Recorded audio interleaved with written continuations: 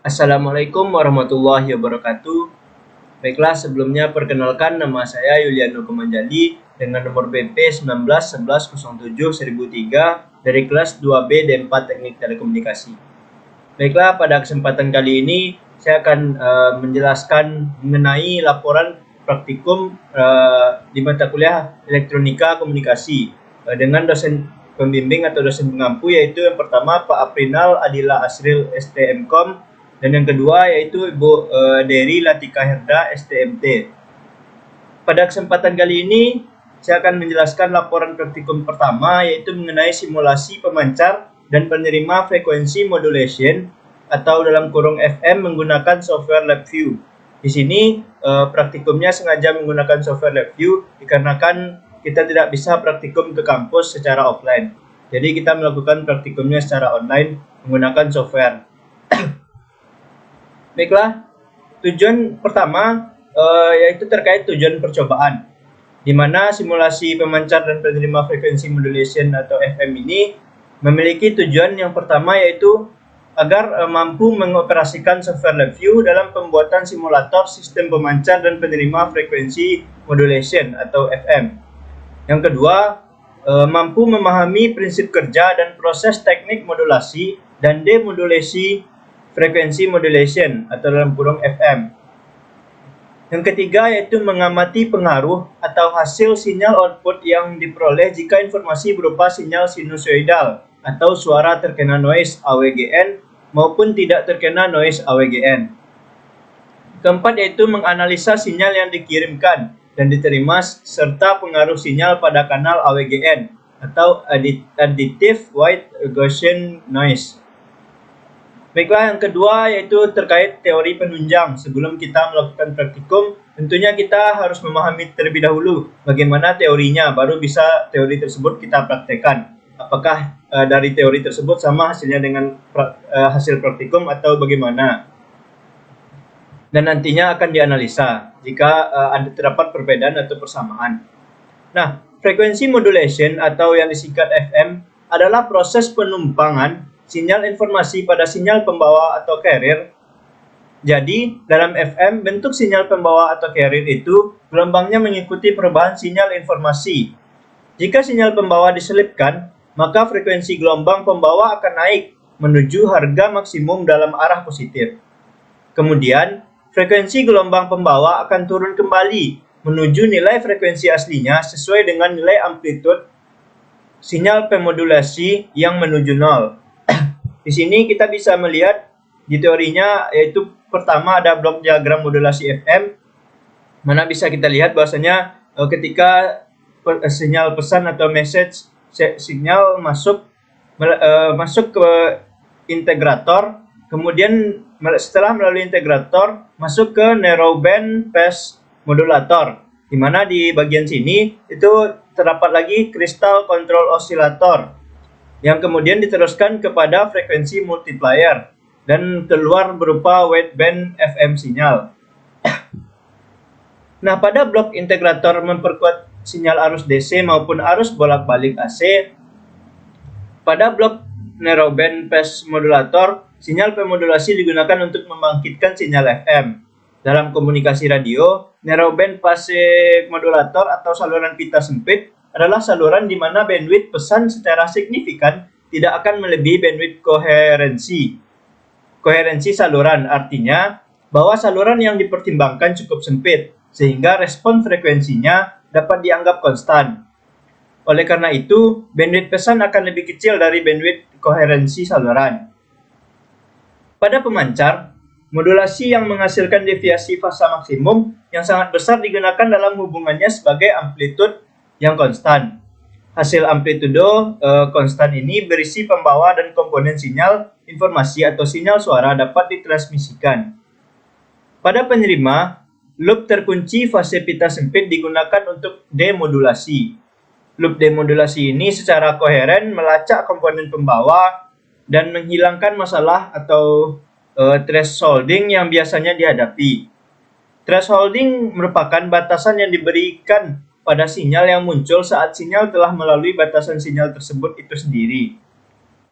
Sinyal yang masuk pada selang threshold tersebut akan masuk ke dalam proses perhitungan.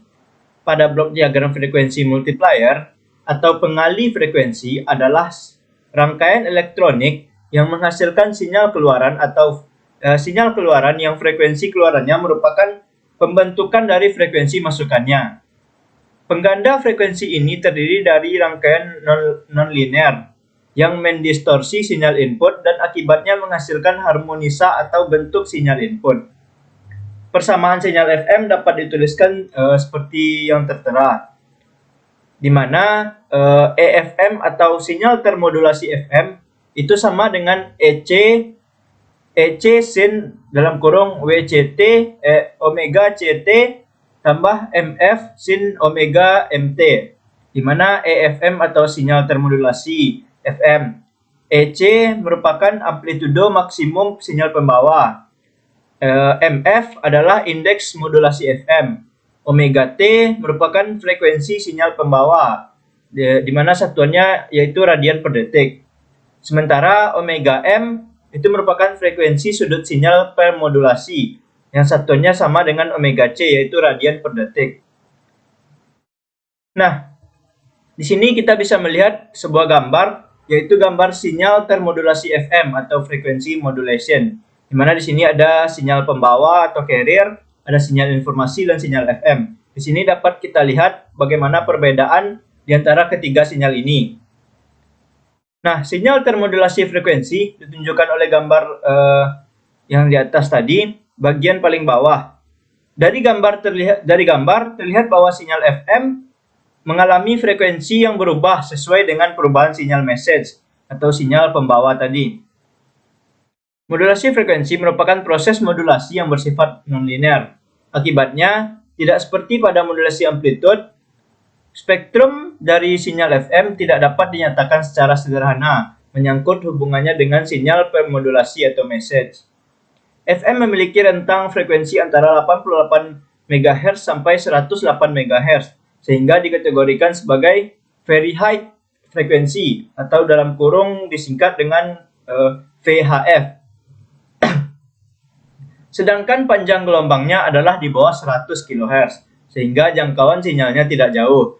Modulasi frekuensi memiliki bandwidth yang lebih lebar daripada modulasi amplitudo, sehingga bisa menghasilkan suara stereo dengan menyatukan beberapa saluran audio pada satu gelombang carrier. FM memiliki keuntungan dibanding AM, yaitu lebih tahan terhadap gangguan, sehingga dipilih sebagai modulasi standar untuk frekuensi tinggi, sehingga potensi gangguan jauh lebih kecil atau kualitas lebih baik dan daya yang dibutuhkan lebih kecil. Yang kedua, kita akan membahas mengenai demodulasi FM. Demodulasi merupakan kebalikan dari modulasi, yang berarti pemisahan sinyal informasi dari sinyal carrier atau sinyal pembawa menjadi ke bentuk semula. Modulasi adalah proses reversible. Ada ekstraksi pesan dari bentuk gelombang bantalan informasi yang dihasilkan oleh modulator diakomodasi oleh demodulator. Untuk jenis modulasi tertentu, parameter yang paling penting dari modulator adalah metode demodulasi. Ada berbagai teknik yang tersedia untuk demodulasi bentuk gelombang termodulasi tertentu, yaitu terkait prosedur sebenarnya yang digunakan menentukan kompleksitas equipment yang dibutuhkan dan akurasi demodulasi. Nah, di sini juga kita bisa melihat bahwa ada blok diagram demodulasi FM, di mana sinyal FM akan masuk secara linear dan melalui diskriminator.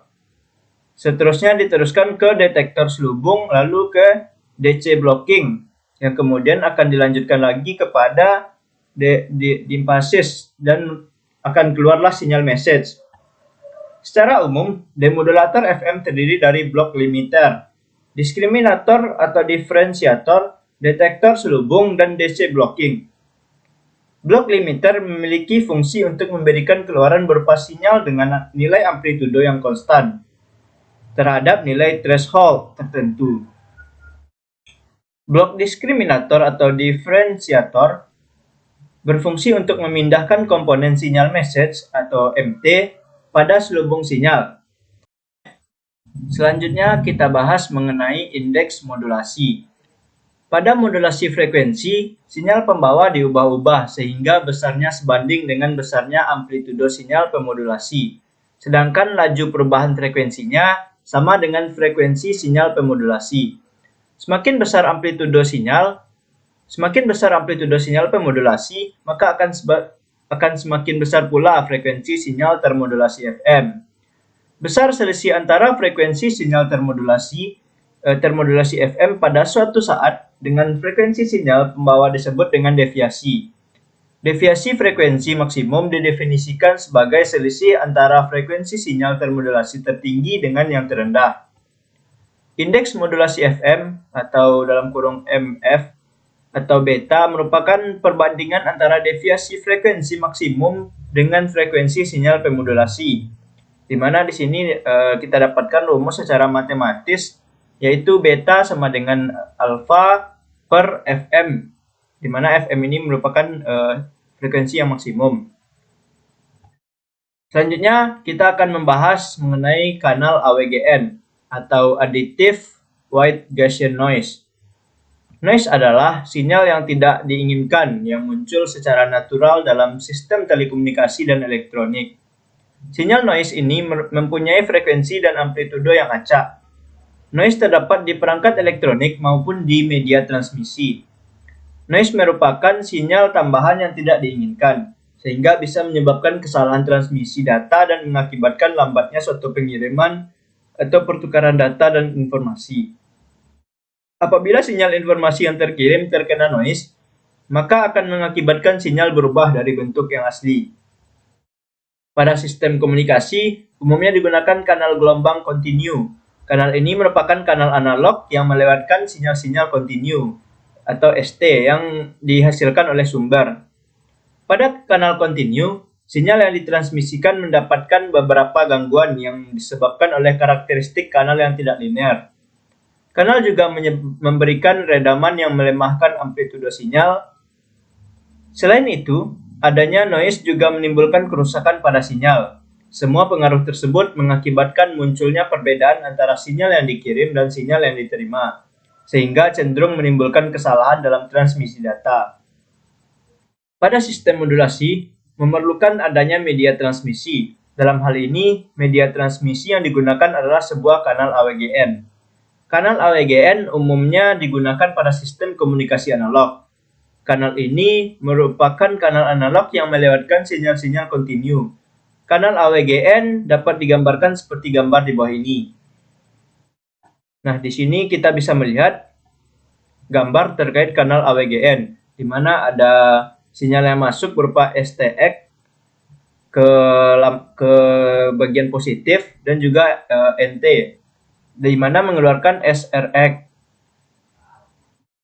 AWGN merupakan suatu proses stokastik yang terjadi pada kanal dengan karakteristik memiliki rapat daya spektral noise merata di sepanjang range frekuensi. AWGN mempunyai karakteristik respon frekuensi yang sama di sepanjang frekuensi dan variannya sama dengan 1. Pada kanal transmisi selalu terdapat penambahan derau yang timbul karena akumulasi derau termal dari perangkat pemancar, kanal transmisi, dan perangkat penerima. Nah, secara umum, kanal AWGN memiliki sifat sebagai berikut. Yang pertama, yaitu kanal menyediakan transmisi bebas error dalam bandwidth. B, dengan memberikan penguat untuk menangani rugi-rugi transmisi.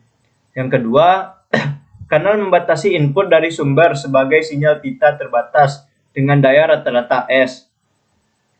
Yang ketiga, sinyal yang diterima pada tujuan terkontaminasi oleh penjumlahan dengan white Gaussian noise, dengan bandwidth dan daya noise. Keempat, sinyal dan noise bersifat independen, sehingga RT sama dengan ST plus NT. Selain itu, adanya noise juga menimbulkan kerusakan pada sinyal. Semua pengaruh tersebut mengakibatkan munculnya perbedaan antara sinyal yang dikirim dan sinyal yang diterima, sehingga cenderung menimbulkan kesalahan dalam transmisi data. Nah, selanjutnya yaitu terkait LabVIEW, di mana LabVIEW ini merupakan salah satu media yang kita gunakan untuk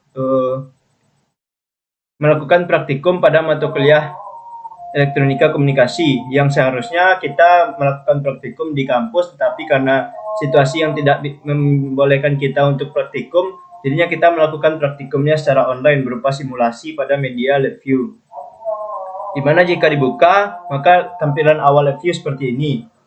Nah, pada LabVIEW ada beberapa komponen tertentu. Yang pertama itu front panel atau komponen utama pada LabVIEW-nya. Selanjutnya yaitu blok diagram, di mana blok diagram ini merupakan juga komponen di LabVIEW yang kita gunakan untuk melakukan pemrograman atau yang biasa dikerjakan oleh user atau pengguna.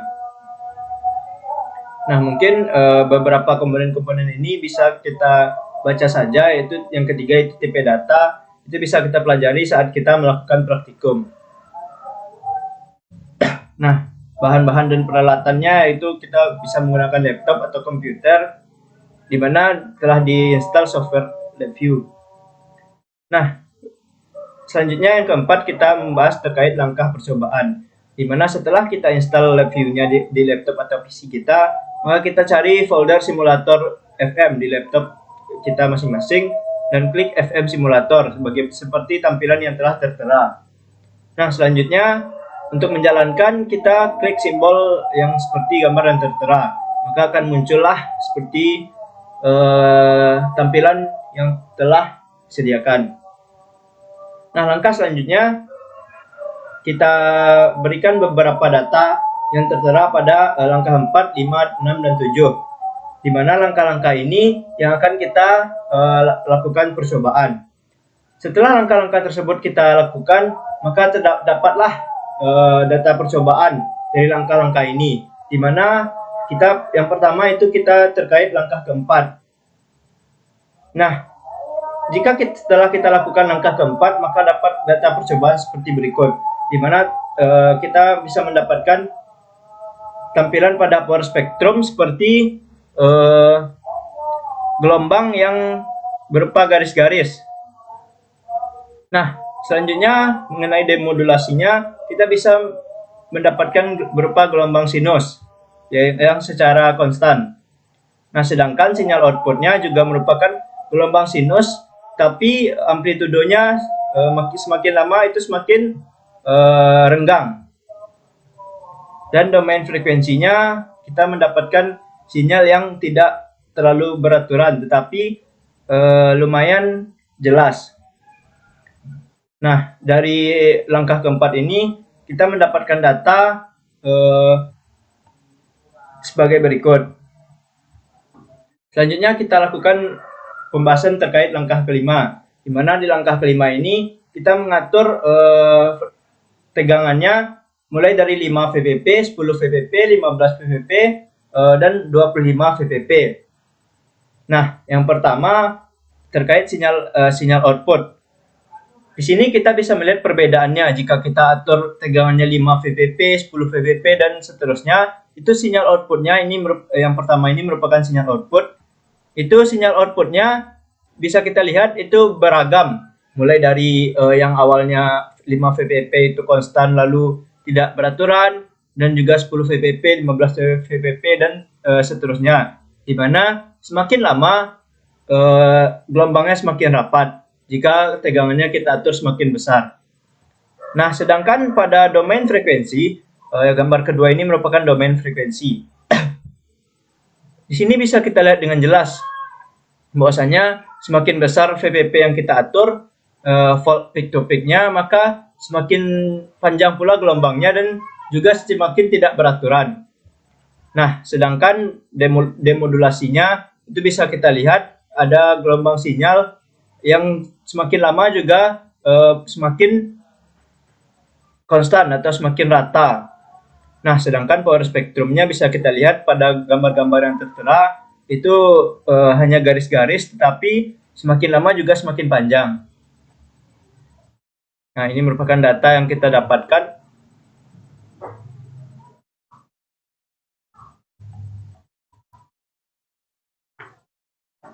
Di mana data ini merupakan data yang sama dengan data yang kita dapatkan pada hasil praktikum dan juga dari teori. yang berarti praktikumnya kita mendapat.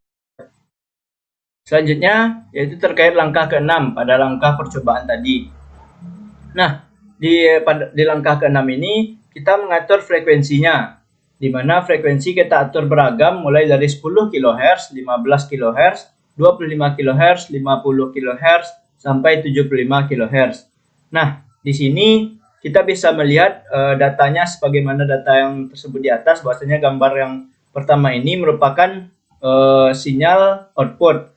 Yang kedua merupakan domain frekuensi dan seterusnya. Nah, kita lihat satu persatu dari sinyal outputnya. Di sini kita lihat bahwasanya sinyal output jika kita atur frekuensinya semakin besar, maka sinyal outputnya juga semakin rapat sebagaimana teori yang telah dibacakan tadi.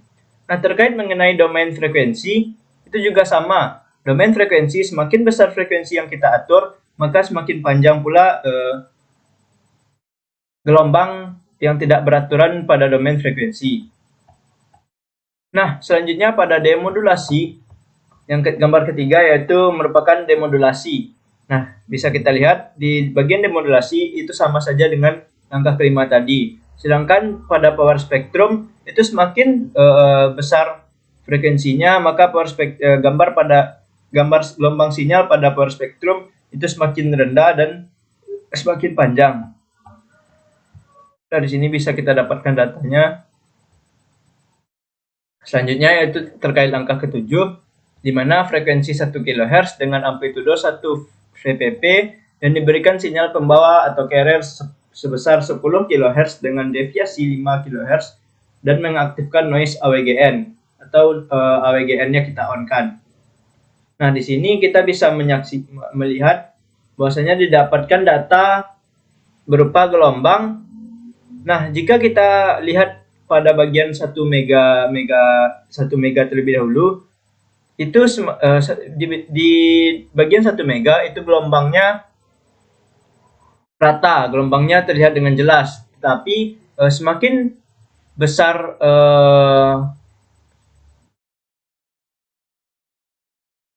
semakin besar frekuensi yang kita atur, maka semakin besar pula amplitudo yang kita dapatkan.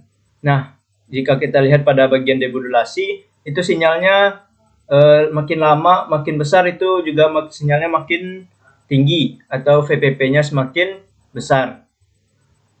Nah, sedangkan pada bagian demodulasi, yang kedua tadi domain frekuensi, sedangkan pada bagian demodulasi itu sinyalnya makin lama makin tidak beraturan, atau karena banyaknya noise, maka sinyalnya semakin lama semakin tidak jelas. Sedangkan gelombang pada power spektrumnya itu semakin lama semakin tinggi. Nah, di sini bisa kita lihat sinyal yang terkena noise. Bisa kita saksikan bahwasanya yang awalnya sinyalnya jelas dan beraturan, makin lama sinyalnya makin acak-acakan. Nah, selanjutnya tegangan informasi yang kita masukkan sebesar 5 VPP atau 5 volt peak to peak. Nah, di sini bisa kita lihat bahwasanya pada tegangan informasi 5 VPP dan diberikan noise AWGN sebesar 1 mega, itu noise-nya setelah sinyalnya beraturan, itu sinyalnya terkena noise sehingga bentuknya menjadi tidak beraturan. Sedangkan pada demodulasinya itu juga sama, yang awalnya gelombangnya bagus, kemudian acak-acakan dan bagus lagi, baru acak-acakan lagi, dimana di sini noise-nya masih kecil.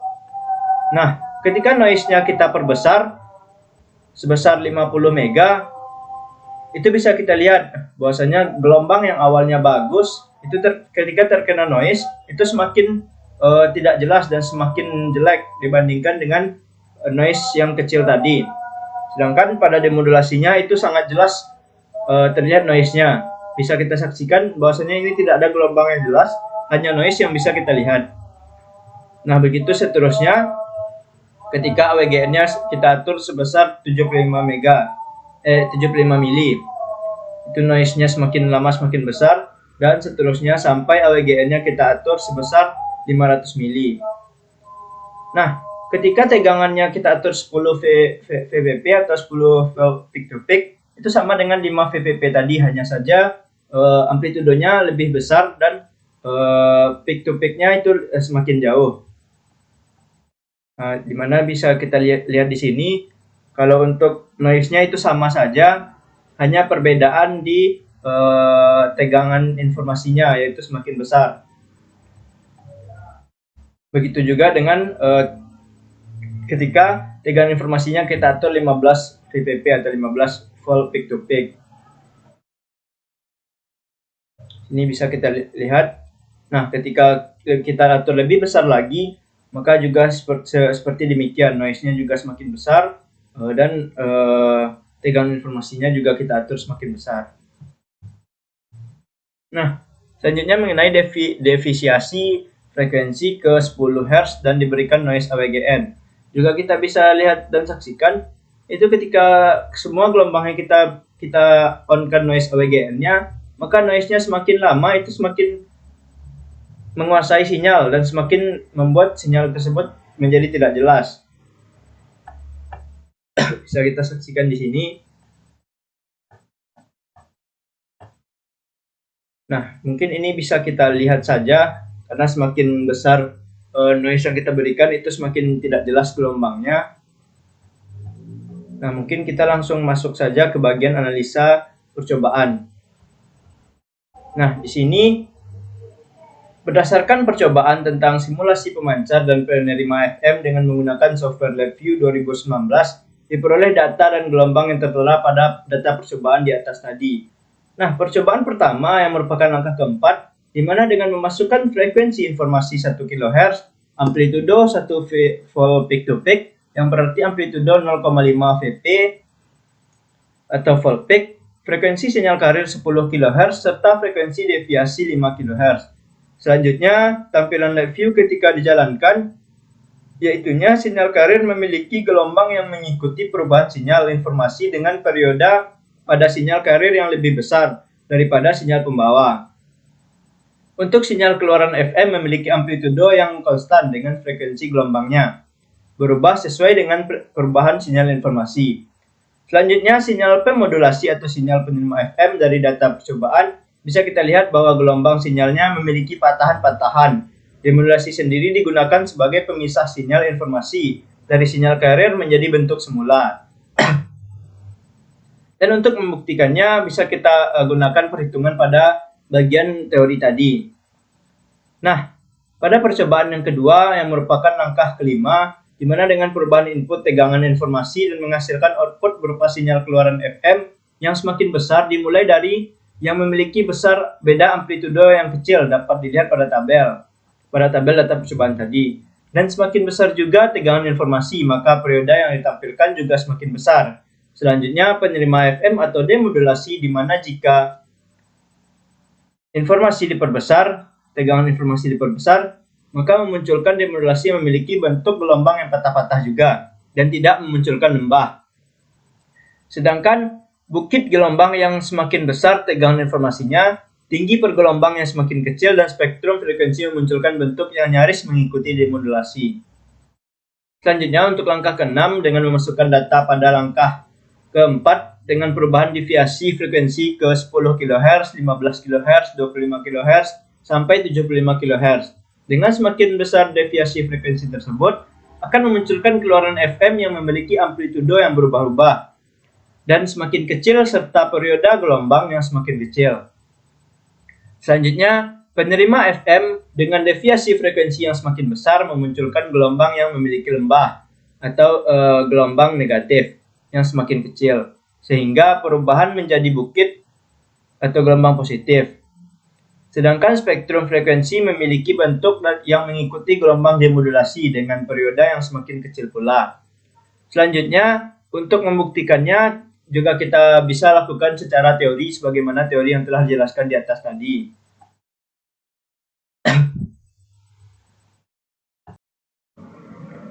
Nah, selanjutnya kita bahas mengenai langkah ke-7.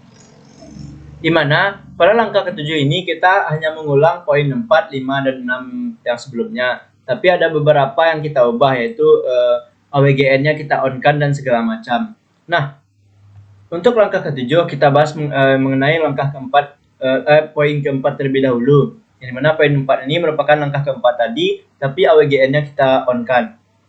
Nah, ketika kita atur 1 mili dan AWGN-nya kita on-kan, maka sinyal output tidak ada yang berubah dengan AWGN-nya off. Berarti sama saja, maupun kita on-kan atau off-kan berarti sinyal outputnya sama. Nah, sedangkan sinyal penerimanya terjadi pergerakan gelombang, namun bentuknya masih mengikuti gelombang ketika AWGN off. Sementara pada spektrum frekuensi, domain frekuensinya tidak berubah, power frekuensinya tidak berubah. Maka bisa kita tarik kesimpulan di sini, karena kita atur itu masih kecil, berarti ketika AWGN-nya kita on-kan itu tidak ada perubahan yang terlalu signifikan. Sedangkan pada selanjutnya ketika 50 mili AWGN-nya kita on-kan, maka sinyal output terdapat pergerakan gelombang sinyal yang terkena noise. Sedangkan sinyal penerima itu terjadi pergerakan yang cukup jelas pada gelombang permodulasi. Dan pada spektrum frekuensinya kita amati domain frekuensinya sedikit pergerakan pada sinyal domain frekuensi yang terkena noise, sementara power frekuensinya tidak berubah. Nah, jika kita amati seterusnya, maka jika semakin besar, yang awalnya 1 mili, 50 mili, dan seterusnya semakin besar, itu maka akan semakin jelas noise-nya, dan semakin lama-lama noise-nya semakin besar. Ketika AWGN-nya kita on-kan, maka semakin lama itu noise-nya semakin jelas terlihat. Dan sementara power frekuensinya tidak ada yang berubah sama sekali.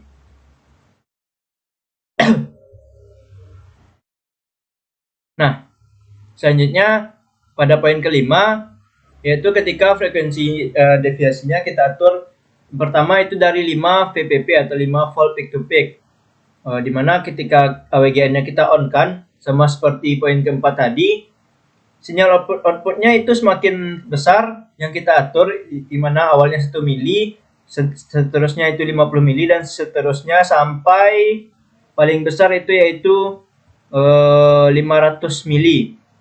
Nah, ketika AWGN-nya kita on-kan, maka yang pada awalnya itu masih kecil itu tidak terlalu jelas perubahan pada gelombangnya. Sementara semakin besar, maka noise-nya juga akan semakin terlihat dengan jelas. Dimana bisa kita saksikan di bagian terakhir yaitu 500 mili. Ketika AWGN-nya kita on-kan, maka sinyal outputnya terdapat pergerakan gelombang pada keluaran sinyal yang terkena noise dan sangat jelas dibandingkan AWGN yang sebelumnya. Sinyal penerima terjadi pergerakan gelombang yang sangat jelas dibanding AWGN yang sebelumnya. Spektrum frekuensinya, di sini bisa kita lihat domain frekuensi, terlihat pergerakan pada bagian domain frekuensi sinyal yang terkena noise, dan lebih sangat jelas pergerakannya dibanding AWGN on yang 200 mili yang sebelumnya tadi, dan juga yang sebelum-sebelumnya. Sementara power frekuensinya ini juga tidak ada perubahan, berarti sama dengan yang sebelumnya. Begitu juga dengan jika kita atur frekuensi deviasinya sebesar 10 volt peak to peak, dimana sama saja, maka ketika AWGN-nya kita nolkan, maka semakin besar yang awalnya 1 mili, 50 mili, dan seterusnya itu noise-nya juga semakin jelas. Dimana pada bagian akhir juga kita lihat bahwasanya lebih sangat jelas lagi ketika AWGN-nya kita on-kan, sangat jelas itu nampak noise-nya. Sampai seterusnya di bagian akhir, yaitu ketika kita atur frekuensi deviasinya sebesar 25 volt peak to peak, juga sama seperti yang sebelum-sebelumnya. Semakin besar yang awalnya 1 mili, 50 mili, dan seterusnya, itu maka semakin jelas pula noise yang bisa kita lihat, dan gelombangnya semakin terganggu. Begitu juga dengan poin ke-6, di mana ketika 1 mili itu deviasinya 10 kHz, 15 kHz, sampai 75 kHz. Ketika AWGN-nya kita on-kan, juga sama seperti poin kelima tadi, di mana yang awalnya tidak terdapat perubahan, tapi di sini bisa kita lihat bahwasanya dimanapun yang awalnya 1 mili itu pada sinyal outputnya sama sekali tidak ada perubahan. Hanya yang berubah itu hanya sinyal penerima, Domain frekuensinya juga tidak berubah, baik itu pada 1 mili, 50 mili, 75 mili, dan seterusnya. Yang berubah, yang terkena dampak dari AWGN yang kita on-kan itu hanya di bagian sinyal penerima. Di mana di bagian sinyal penerima itu terlihat lumayan jelas noise-nya. Nah, di bagian akhir di sini kita bahas mengenai kesimpulan yang bisa kita dapatkan pada materi yang telah kita jelaskan tadi dan juga pada praktikum yang telah kita lakukan. Kesimpulan yang pertama, pada percobaan didapatkan bahwa dari percobaan 4 sampai ke 6 tanpa mengaktifkan AWGN dihasilkan sinyal modulasi yang sesuai pada pernyataan secara teori, yang mana frekuensi modulasi adalah modulasi atau penumpangan sinyal carrier yang akan mengubah frekuensi dari sinyal pembawa atau carrier-nya. Untuk sinyal keluaran FM memiliki amplitudo yang berubah dengan pengaruh dan frekuensi pemodulasi serta tegangan informasi, sedangkan dengan frekuensi gelombangnya berubah sesuai dengan perubahan sinyal informasi.